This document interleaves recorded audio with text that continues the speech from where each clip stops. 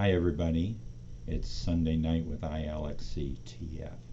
This is Mike Newman, I'm the editor of ILXCTF.com, also the National Director for Results for TFX. So, how is everybody doing? Did you guys have a great weekend? I did. My voice is coming back a little bit. It kind of went out when I got home. I think I threw it all up yesterday afternoon. Thank you for those that were around me that were kind of concerned about me, but it happens. And I was hydrated and everything else, and there it came. We have a lot to talk about. We're going to talk a lot about Richard Spring tonight. We're going to also talk a little bit about what was going on in some of the other meets. Also, if we have time, we'll go into the sectional assignments. I'd rather write about them for Monday morning finish line, but I may get a chance to talk a little bit about that. So any case, here we go.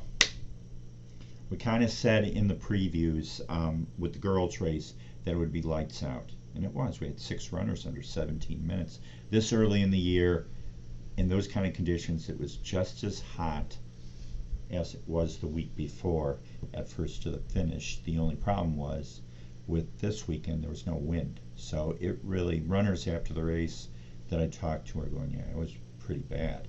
The temperature jumped up right before race time, so it's good for the first race or so, girls race, and then poof, there it is. Ava Perek, she made her decision to go to Stanford University. Yay, Ava. But then she goes out and runs 16:27. Great race for the first 2+ miles. Josephine Wellen of Oak Park River Forest, get this, hardly trains during the summer because she has a stress fracture. She said, yeah, I was in the pool, I was on my bike, I was working my butt off to stay into shape. So she's only been running for 3-4 weeks now, and she comes out and runs 16:40. They were together, I think it was like 5:19, 5:20 at the mile. They had an 8-9 second lead already on the pack, and then 10:53 for Perek, 10:56 for Wellen, and it ended up 16:27. Wellen at 16:42. Now, I haven't seen Grace Shager from Glenbard North run yet this year. I got a chance to see her run yesterday, and she ran so smart. She stayed back in the pack, worked her way up, and almost caught Wellen at the end. She ran 16:42. 16:42 for a junior. And look at her first race of the year. She ran 17:27 down to 16:57 last week at Lake Park. And then she comes back and runs 16:42. Just amazing. So 6 runners under. Great race. Great race. On the team side, York with 93 points. Didn't have a runner in the top 10, but when you place from 11 to 31 with a 40-second split and your average 17:34 for your 5 runners, they're the real thing. They're the best team in the state right now, easily. I mean, because if you look at Mount Prospect, second week in a row, I think it was 171, 176, something like that. I'm going to move my pad in front of me. There we go.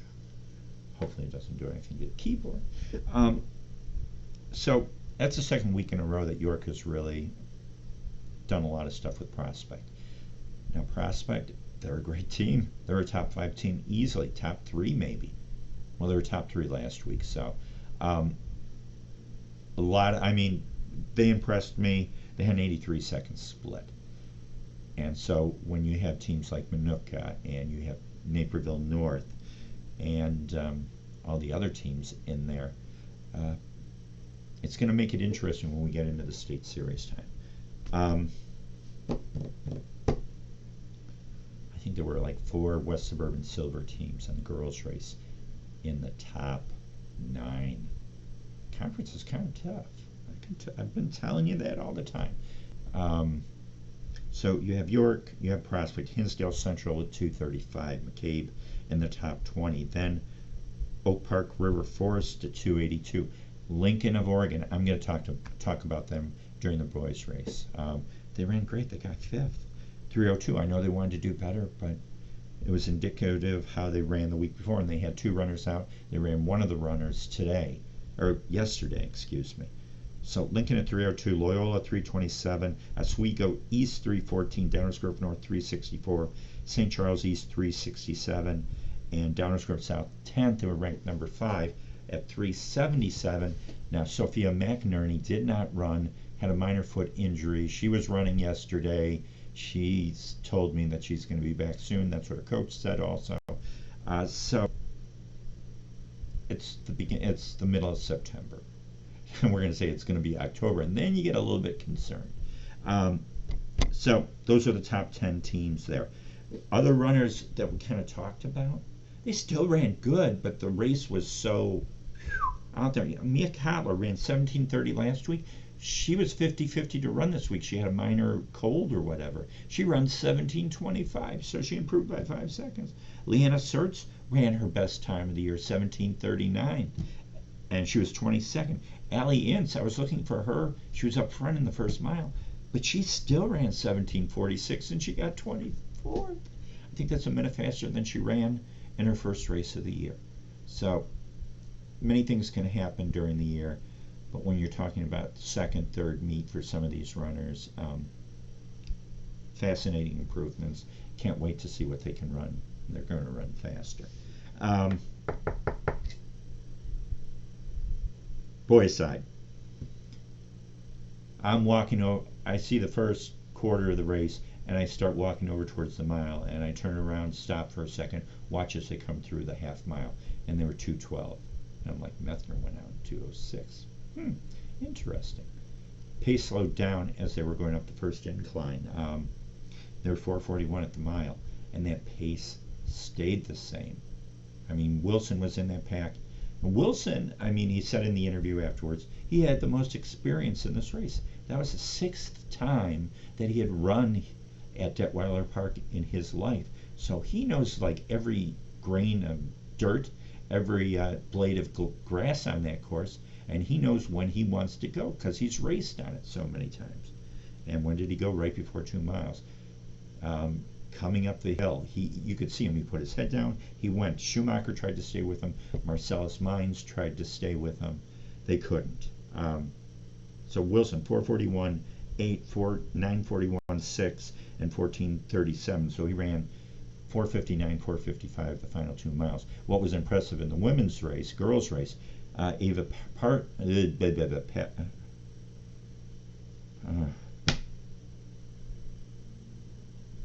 yeah, it's been one of those. Ava ran 5:20, 5:33, 5:33, so she was really consistent the second and third mile. So Wilson wins in 14:37. He was peaking back at the end because Grant Giblin was moving. Giblin was 8th at 2 miles, and he moved that final mile, and he ran 14:40.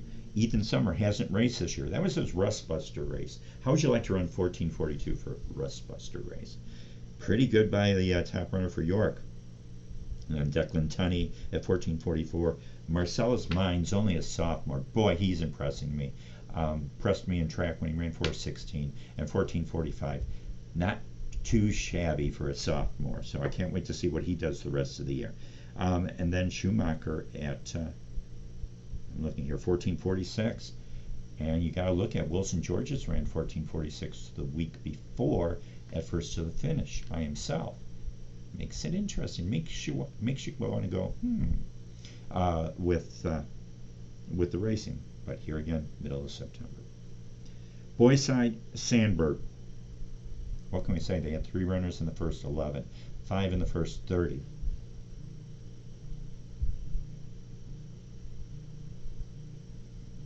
Oh boy, I don't know. I just got text to something. I'll answer it. Charlie, I'll answer you in a second.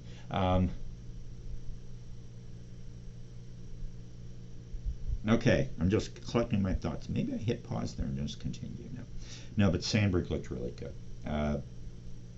You run a 38-second split, you average 14.58 a runner for your top 5.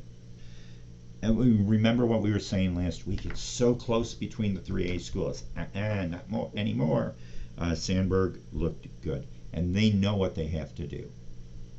And the one thing to point out with them, they have 5 solid, and if they run great, they don't get injured the rest of the year,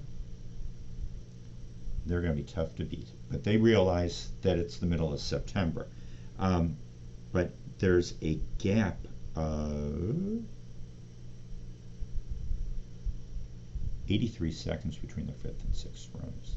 So if anything happens, we'll have to wait and see. York, they got beat by Oswego the week before, and York didn't have Summer in there, but they had everybody else in. Oswego is still missing Balin Dowd. He's missed the last 2 meets, so don't know what's going on with him. He's one of the top 5 runners, but York 129, 137. York had a 55-second split on 5, 37 seconds from 2 to 5, and they still have some work that needs to be done from getting that pack a little bit closer from 2 to 5. But it was their first real race of the year after the Joliet Central meet. Oswego 137, 26-second split. They just keep packing it up. They're going to be tough. They're going to be absolutely tough. They showed it yesterday. And Lincoln, Oregon, they ran close to what they ran the week before at Ash Creek. Looking at speed ratings are pretty much equal to what they ran for the last 2 weeks. But they got 4th here. But they ran great. And the one thing that I liked about, they're so nice. They're so well behaved. They've been taught well by their coach, taught well by their parents. But I went over to say hi to Eric Detman at York on Friday. Eric wanted to run a lap around his old track, and then they kind of surrounded me and started asking questions about Detweiler and all of that. So I don't know if I know the course well enough, but we had a nice chat. And they talked afterwards how it was so rough on the course, at the beginning of the race, and there were a lot of elbowing going on. And one of the parents, or I think it was Eric, said, "Welcome to Midwest Running." And but those guys are in good. They got 4th in the race. Palatine had a nice pack, 37-second split, and they got 5th. And then St. Charles East was 6th at 3:09. Palatine 2:55. Loyola 3:19. Warner was 40th or 41st. I don't know what happened to Spencer.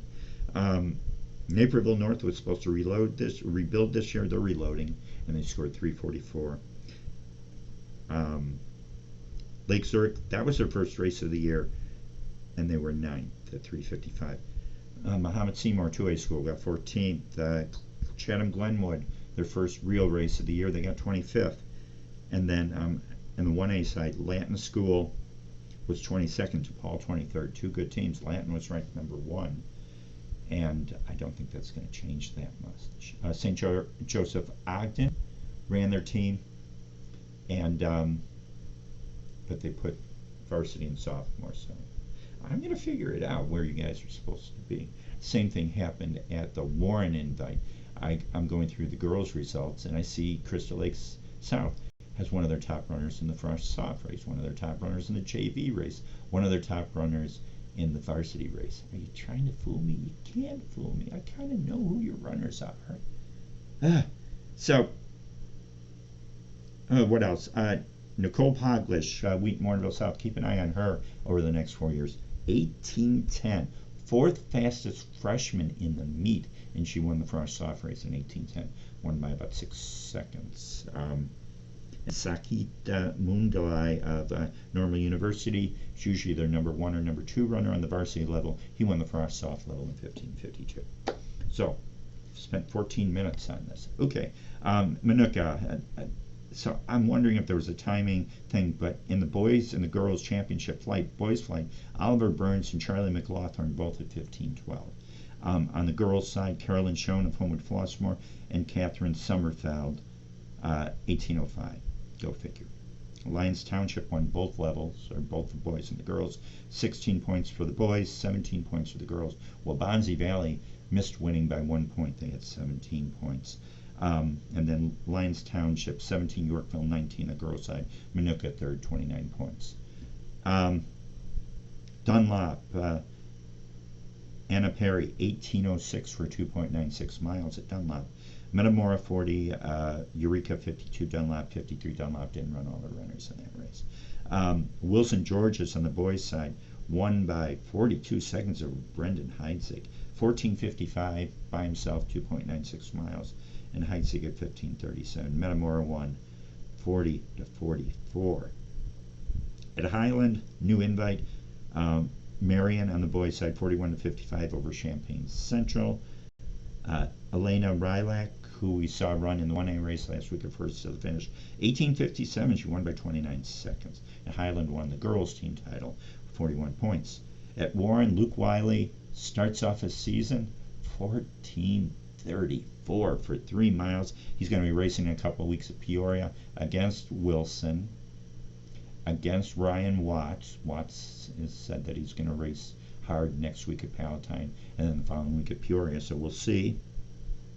Bureau Valley, Mason Stoger had a good race the week before, first finished 15:39. Brock Loftus, 16:04 for second. Sandwich, 95, Sterling Newman 97, Elmwood 110, Amboy 112. I don't know if Elmwood ran all of their runners. On the girls' side, Mercer County with 110 points wins it, and Illinois Valley 133. There was a meet at Maple Park. Hadley Ferrero, the freshman from Crystal Lake Central, 18 flat, and Louisa Diamond of Bennett, 18:19. Crystal Lake Central looked good, 45 points. Bennett 58, and who is that? Dixon, 84 points. On the boys' side, Riley Newport wins by 11 seconds over Yusuf Bag of 15:30. Team race, 6 good teams up front. DeKalb, 77 points. Belvedere North, 85. Bennett Academy, 133. Jacobs, 133. And Glenbard West, 134. Crystal Lake Central, 139. So 3 of the top 6 teams were 3A schools. Excuse me. And 3 of the top 6 teams were 2A schools. I was looking at the results on athletic.net. There are no places there. I'll fix those so that you can see who placed what. Can't control everybody that uploads stuff. 1 card out of the 52 card deck, I guess. So we're at 17 minutes into this. So we get 2 minutes to talk about the sectional assignments. Sectional assignments. I've already written first to the finish for tomorrow, so I'm going to leave most of the stuff that I wrote about in there, and you can read that and you can see my feelings on that. There are a number of things that I can't understand. Mother Macaulay, who usually runs in the same regional as Marist, goes up to the Schaumburg sectional. They're not in the same sectional, so I don't know why they're there. Maybe that gets changed. I hope it gets changed. Batavia is 2 minutes from the Northwestern Medicine cross-country course where the St. Charles East regionals are. Yet they have to travel about 45 minutes south to Oswego East. So you do the math on that. The Oswego East regional is tough, really tough. But if you're a good team, you'll make it out. The sectional, Hinsdale Central sectional, wow. It's just, what can you do? What can you do on that? But that doesn't, seriously, doesn't have anything to do with the, with what, it doesn't have anything to do with the IHSA and them making the assignments this way. It has a lot to do before that. Seriously, it does. So don't blame them. Don't blame them there. You can question Craig Garber on it. I'm sure he will listen and he'll give his reasoning on it. But don't blame the IHSA on this, okay? The 2A, I was really looking forward to seeing the Fenton Sectional with Perec and Tonthat and Hageberg racing against each other. Instead, we have Perec staying at the Mather Regional, which is basically a sidewalk course. We have St. Fyodor and Northside Prep, who's inner Chicago, goes to Burlington Central, and there's some other Chicago schools that are going up there, and so St. Fyodor and Northside Prep will be running in the Woodstock North Sectional, so go figure in there. 1A, nothing really major. I heard some people downstate complain about a regional. I looked at it and I'm like, okay, whatever. So first Monday morning finish line, read that tomorrow morning and you'll see what I'm saying. And I've been saying this all along, but when I saw it I'm like, read it. Okay. My hat, it's Palatine Invite time. I love going to that meet. It's in a forest preserve. Get your bug spray ready to go. The temperature is supposed to be 10 degrees cooler than it was this week. Hallelujah. So, I mean, the great teams there. York's going to be there. York girls and boys are going to be there. Hinsdale Central on the boys' side will be there. Edwardsville is coming up for this meet. New Trier is going to be here. So there's the heavy hitters in 3A. Fenwick is going to be there. They're a great 2A school. Crystal Lake Central, Prairie Ridge. So it's just a lights out meet. I haven't seen the entries yet on who's coming from out of state. So we'll have to see. What else? What else? A lot of things going on in the weekend review. You can read that on Monday. It's just been one of those crazy days with results and everything else. But it was a good week, wasn't it? I mean, I had fun just watching parents going crazy that their kids were running huge PRs. So I sat back a lot of the day early on and just watched that. And that was such a cool thing. And Harvey running through one of my interviews, but that's normal for Rob. Go figure. So that's it. Want to keep this within 25 minutes. Last week it went a little too long. This is a nice whatever. This is nice. So everybody have a great week. Don't know where I'm going to be this week. Well, I know where I'm going to be on Saturday in Palatine, but I may hit one meet or two. We'll see. But we're getting close. Following week is just loaded with top action with meets the Terre Haute Meet of Champions down there. The Peoria Invite, and then there's a ton of meets going on. Lockport Boys, Wheaton North Flight Meet at St. James, and just a lot of things going on. Naperville, oh that's the following, yeah, that's the following week. Naperville Girls Invite is Friday at St. James. So I can only remember so much. So thank you for the kind words. A lot of people sent a bunch of nice things this weekend. We'll leave it at that, but it makes me feel good that you appreciate what I'm doing. I'm trying to give a little of myself back to this sport. So that's it. Everybody have a great week. We will see you next week, same time, same bat channel, for the next edition of Sunday Night with ILXCTF. Have a great week. Have a great night. Thanks.